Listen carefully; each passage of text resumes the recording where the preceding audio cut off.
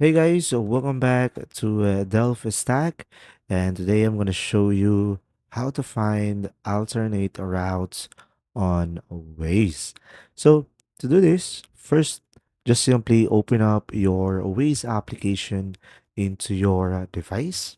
Now, once you are on the Waze, from here you can just simply, of course, tap on where to and just simply provide the location where you are going to.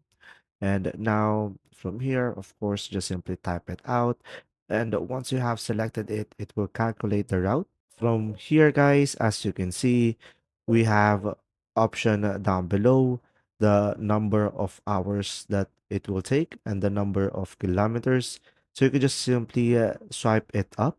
And from here, as you can see, now we will have three options. That is the alternate routes. And from here, you can just simply tap on the other option and you should be able to select it and just simply and you can just simply scroll this down in order for you to review the location.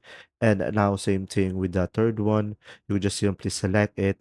And right after that, you will have to take a review. And once you are done, select go now and it will select this route.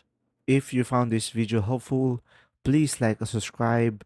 And if you have any questions, just simply go ahead and comment down below, and we will do our best to answer them all. And see you in the next video.